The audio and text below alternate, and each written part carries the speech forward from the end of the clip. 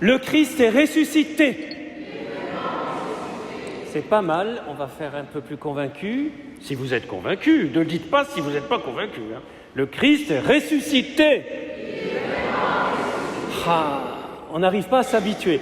Ça fait 47 ans que je suis Jésus, je n'arrive pas à m'habituer à son amour. C'est trop génial, c'est trop fantastique. Et pourtant, en lisant les textes de ce dimanche, une question m'est venue ce matin. Le week-end était un tout petit peu rempli. Pourquoi avons-nous du mal? Quand je dis avons-nous, peut-être pas vous. En tout cas, moi, je suis sûr que la question, je me la pose à moi. Après, vous faites ce que vous voulez, si vous voulez vous la poser. Pourquoi ai-je du mal à laisser Jésus régner sur toute ma vie? Sur toute ma vie, toutes les dimensions. Et donc, par voie de conséquence, du mal à le servir, à servir ce qu'on appelle le royaume, ce que Jésus appelle le royaume, qu'il est venu annoncer, à vivre toutes les dimensions de ma vie selon l'Évangile, qui est une bonne nouvelle et pas un fardeau. Pourquoi c'est si difficile?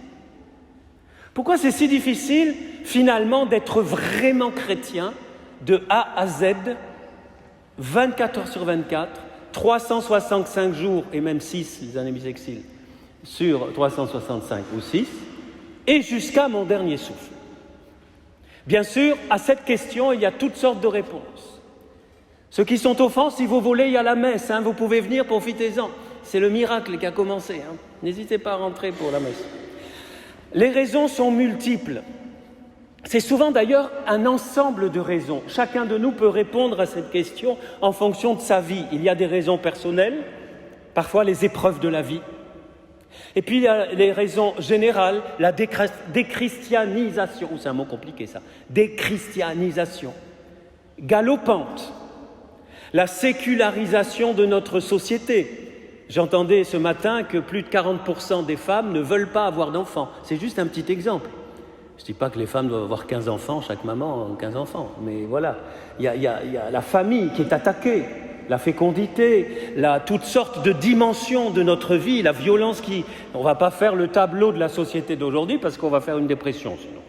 Ceci dit, il y a des très belles choses, attention, très très belles choses dans ce monde. Il ne faut pas diaboliser ce monde, mais rendons-nous à l'évidence, en tout cas en France ou dans nos sociétés occidentales, le matérialisme est galopant, nous sommes immergés du matin au soir dans finalement la dimension très horizontale et surtout, notre pays, en tout cas en France, rejette Dieu, rejette le Seigneur, rejette Jésus, l'évince de la société. Bientôt, être chrétien, c'est un gros mot. Les actes anti-chrétiens sont les plus nombreux, avec les actes antisémites. D'ailleurs, on est liés, c'est nos frères dans la foi. Le Seigneur est relégué dans les églises. Oui, vous pouvez être chrétien, mais juste pour pratiquer votre religion dans votre petite cathédrale et dans vos églises. N'importe quoi. Mais c'est la réalité. Alors ça, c'est toutes sortes de raisons extérieures et intérieures. Et puis il y a aussi ce rythme effréné de notre vie où on n'a plus une minute. Dimanche dernier, pour ceux qui étaient là, on parlait du zappage. On zappe, on a du mal à s'arrêter pour écouter la voix du Seigneur. Aujourd'hui, si vous écoutez sa voix, ne fermez pas votre cœur, mais encore faut-il écouter sa voix. Les amis dans l'entrée, vous pouvez rentrer si vous restez à la messe. Sinon, les visites, c'est après. Mais vous pouvez venir à la messe si vous voulez. Voilà. Excusez-moi, c'est une petite parenthèse. Ils m'entendent au fond. Donc, ce rythme difficile, ce rythme effréné qui fait qu'on n'a pas le temps de s'arrêter. Tout ça, ça nous influence, que nous le voulions ou non, et il faut une sacrée détermination pour ne pas nous laisser entraîner dans le courant, mais pour, comme les poissons vivant dans les torrents, remonter le courant, aller à contre-courant, non pas par esprit d'opposition, attention, nous ne sommes pas des cathares, nous ne sommes pas les purs, et puis le monde fait de pécheurs, nous sommes plus pécheurs que les plus pécheurs, nous sommes tous vainqueurs au concours du péché, c'est pas une bonne nouvelle, mais c'est vrai, mais heureusement, il y a la miséricorde. Et puis, il y a une raison toujours actuelle sur laquelle j'aimerais m'arrêter. C'est la première lecture, vous l'avez entendu. Seigneur, tu ne nous entends pas, tu ne réponds pas, tu ne m'écoutes pas. Tu ne m'exauces pas. Où es-tu, Seigneur, alors que je souffre, alors que je ne sens pas ta présence? Il y a la violence partout. On te prie, on te fait des soirées de prière et tout. Et la guerre continue à droite, à gauche. Et malheureusement, pas que en Ukraine. Qu'est-ce qui se passe, Seigneur? Et cette raison, souvent, qui fait que nous avons du mal à accueillir pleinement le Seigneur, parce qu'il y a un doute lancé sur le Seigneur, posé sur le Seigneur. Ce doute, c'est finalement qu'il n'est pas si bon que cela. Parce que s'il était bon, il ferait que tout marche bien. Et surtout, il ferait ma volonté. Vous savez, parfois, il faudrait changer le Notre Père qui est aux cieux, que ma volonté soit faite. Il faut bien le reconnaître, si on est honnête avec soi-même. Parfois, on aimerait tellement que le Seigneur fasse ce que je lui demande, et même presque ce que je lui ordonne. Or, ça ne passe pas comme ça. Le Seigneur nous invite à nous en remettre avec confiance, abandon et audace. C'était les 3 mots d'hier soir. C'était toute la soirée, pétale de rose, où nous avons vu comment, à l'école de Thérèse de Lisieux, demander, oui, mais demander avec confiance, en nous abandonnant au Seigneur de façon active, en faisant notre part, comme nous disait une petite Libanaise récemment, au mois d'août, quand on visitait, dans le cadre de l'opération Urgence Liban, le Seigneur lui avait mis sur son cœur tout simplement « Moi, je fais mon travail, toi, fais le tien. » Le Seigneur lui disait ça dans son cœur. « Moi, je fais mon travail, t'inquiète pas, moi, je travaille. Mais toi, travaille, toi, fais ta part. » Voyez? Donc un abandon actif et une audace. On entre alors dans une relation filiale avec le Seigneur. Nous sommes certains de son amour fou et personnel, certains qu'il nous aime à la folie, et ceci a un nom, c'est la foi. Cette confiance, c'est la foi. Et c'est pour cela, je pense, que les apôtres, de façon intuitive, ils n'avaient pas encore tout le credo sous la main, ils découvraient Jésus, c'était pas évident, hein. J'aimerais nous voir à la place des apôtres, hein. Ça a été quand même... accueillir tout ce que Jésus leur annonçait, et c'était du condensé pendant 3 ans, vous voyez, eh bien, ils ont quand même perçu que la foi était décisive, et c'est pour cela qu'ils disent aujourd'hui dans l'Évangile « Augmente en nous la foi », ce qui est une réponse à la première lecture « Le juste vivra par la foi ». La première lecture où il est dit « Mais pourquoi, Seigneur, violence et tout ?» finit par « Le juste vivra par la foi ». Donc la réponse à cette méfiance, à cette incompréhension « Mais pourquoi, Seigneur, tu ne guéris pas telle personne? Pourquoi, Seigneur, tu ne fais pas ci? Pourquoi tu n'arrêtes pas la guerre là? Pourquoi ?» La réponse, c'est « Le juste vivra par la foi ». C'est-à-dire, le Seigneur te dit « Fais-moi confiance, je gère ». Enfin, il ne dit pas ça comme ça dans la Bible, mais « Fais-moi confiance ». Tu ne comprends pas tout, fais-moi confiance. Et je l'entends rajouter, je ne suis pas un marionnettiste, je ne gère pas tout quelque part, je suis limité par ta liberté.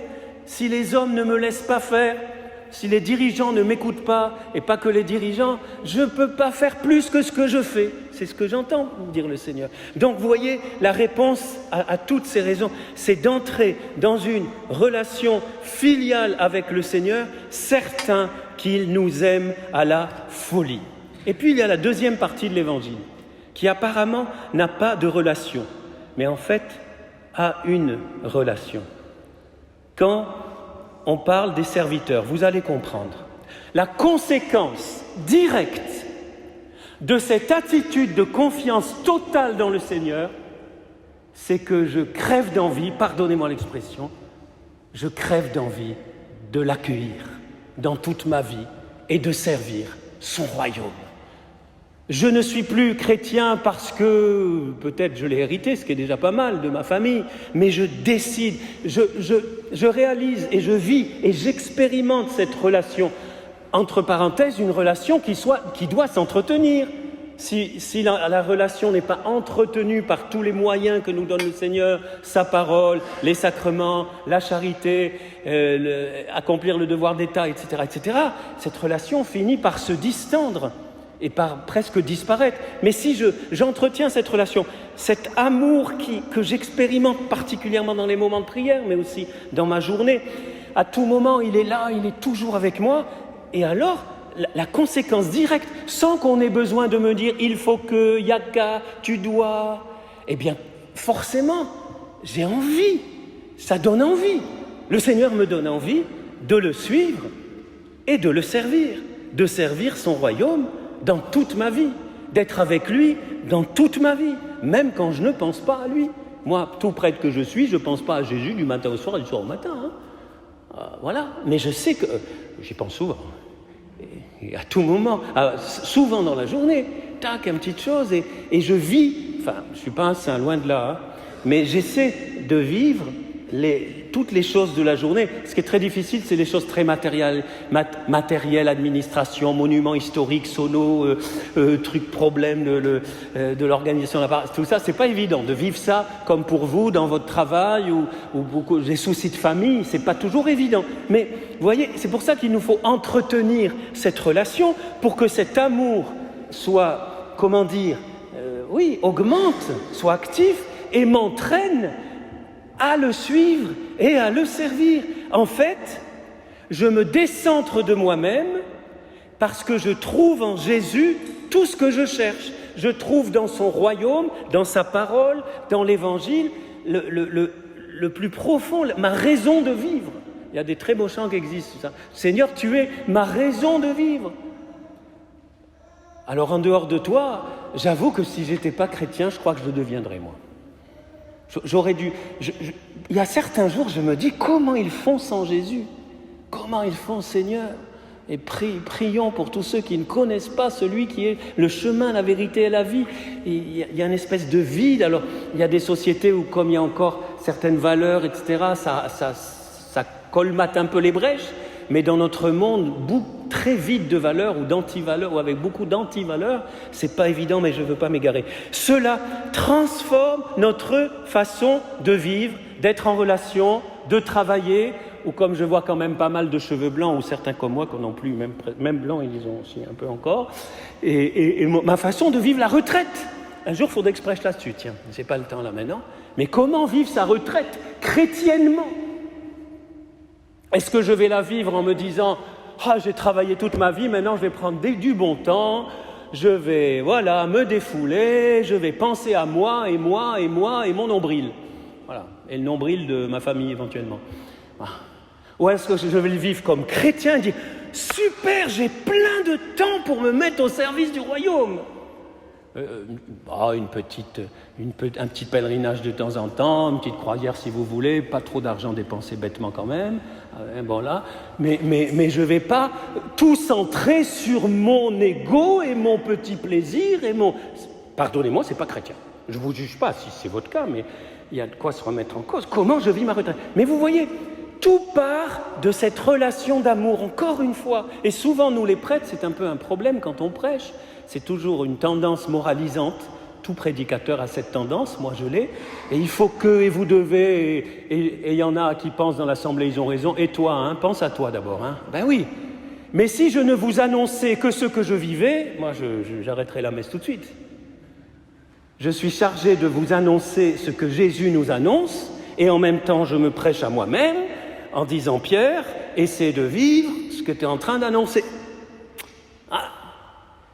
Mais je m'égare encore. Mais bon, c'est lié. C'est d'une parenthèse. J'ouvre beaucoup de parenthèses, pardonnez-moi, je ne les referme jamais, mais voilà. Donc, vous voyez, quand on entretient cette relation, notre façon de vivre transforme, et finalement, en un mot, si vous voulez oublier ce que j'ai dit, nos priorités changent, ou sont légèrement rectifiées. Comme on dit aujourd'hui, je priorise. Il paraît que c'est un nouveau mot français, prioriser. De mon temps, ça n'existait pas, mais maintenant, on invente des mots. Je priorise autrement les choix de ma vie.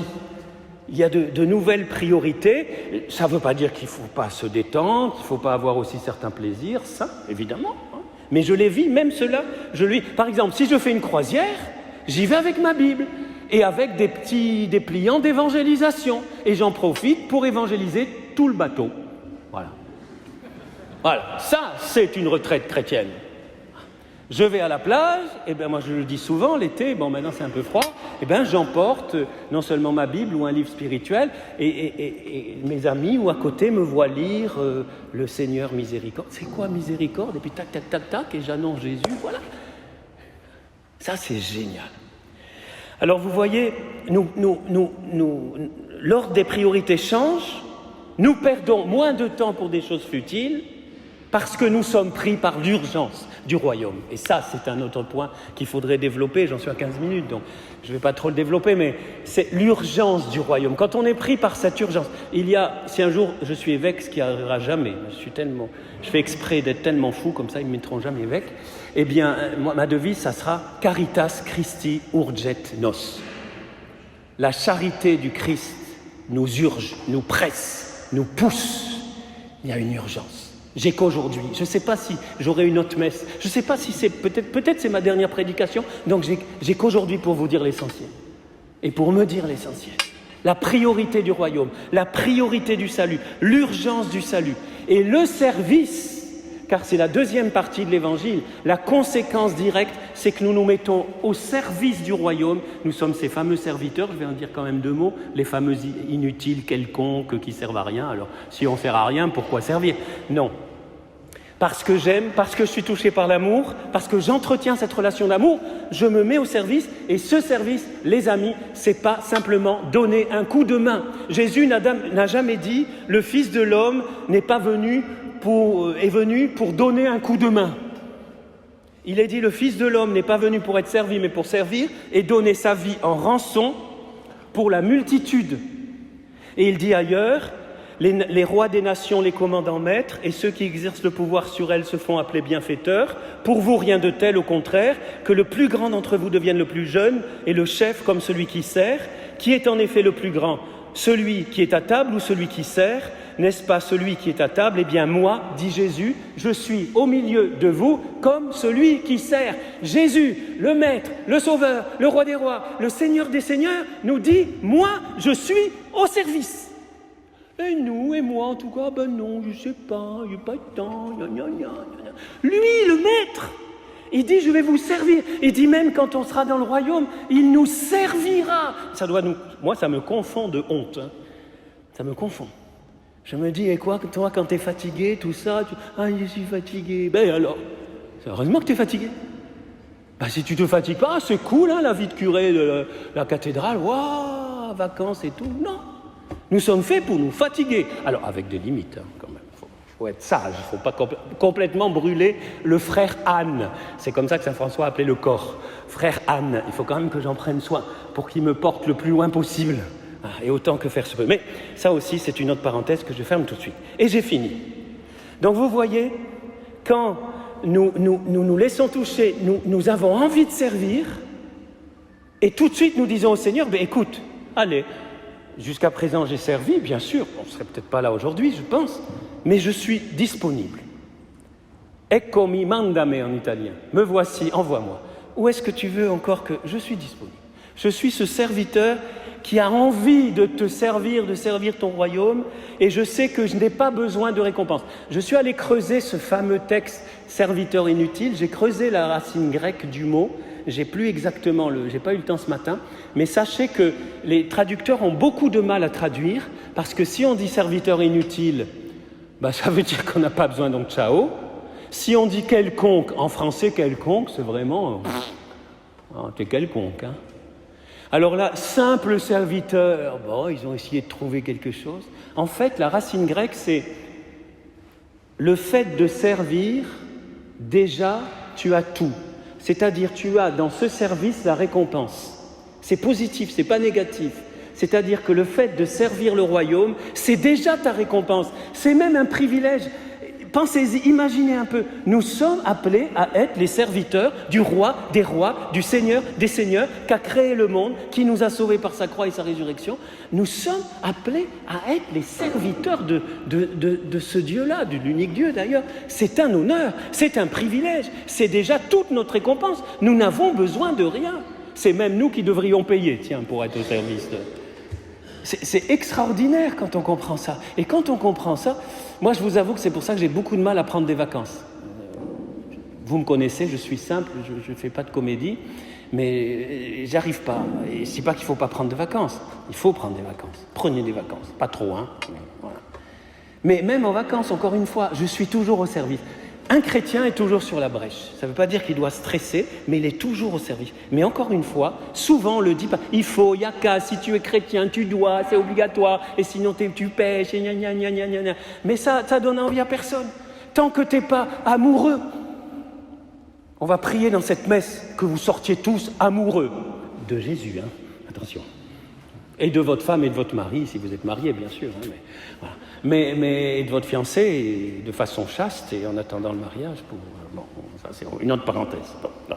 Donc, les amis, c'est ça, être au service, et donc on n'est plus inutile au sens, on n'est plus quelconque, on n'est plus simple, on est heureux de s'engager. Et les conséquences concrètes, comme j'arrive à 20 minutes, je vais les développer en 1 minute, même pas. C'est concrètement, c'est moi qui viens et qui dis Seigneur. C'est moi qui viens et qui dis je veux servir là. On peut servir bien sûr dans la famille, on sert dans la société, on sert dans des associations, on sert dans le voisin que je visite, dans le malade que je visite. On sert un coup de fil à un ami avec qui j'étais en bisbise, je lui demande pardon. On sert bien sûr dans la communauté ecclésiale, qui est notre seconde famille ou peut-être notre première famille. Et alors là, les services ne manquent pas, je ne vais pas faire la liste. On peut servir 1 heure dans ma paroisse, je peux servir, il y aura des annonces à la fin d'ailleurs, il y aura des propositions. Elles sont multiples, je ne veux même pas les énoncer parce que si ça ne vient pas de moi-même, ça devient, il faut que je donne un coup de main. Je vais vous dire pour finir, le Seigneur n'a pas besoin de nous, c'est nous qui avons besoin de lui. Amen ou pas amen? L'Église n'a pas besoin de nous, c'est nous l'Église. Et nous avons besoin du Seigneur de l'Église, de la tête de l'Église, du maître de l'Église, qui guide son peuple. Donc vraiment, vous voyez, pour résumer, hein, amour, je me laisse toucher, tu m'aimes à la folie. Comment rendrai-je au Seigneur tout le bien qu'il m'a fait, dit le psaume? Eh bien, en te donnant ma vie. Et servir, c'est pas forcément faire. Il y a un service. En ce moment, nos frères d'Israël vivent ces très très belles fêtes. Ils ont Kippour dans 2-3 jours, puis il y aura la fête des tentes, Simrat Torah, il y a eu Rosh Hashanah, et il y a un très beau mot, avoda, en hébreu, c'est à la fois le travail et le culte. Le plus grand service, bien sûr, c'est celui du culte, de la prière familiale, liturgique, la messe. Donc, à vous qui vous dites en ce moment, mes pères, moi je suis crevé, je suis perclus d'arthrose, de machin, de trucs, j'ai des ennuis dans ma famille, qu'est-ce que je vais encore servir? Eh bien, tu donnes ça au Seigneur. Et puis, qui t'empêche de prier à la maison, si tu peux, de venir prier ici, adorer, offrir un quart d'heure, 20 minutes, tu pries pour le monde, tu sers. Et servir avec le Seigneur, c'est régner, dit saint Thomas More. Servir, c'est régner avec le roi des rois. Au nom du Père et du Fils et du Saint-Esprit.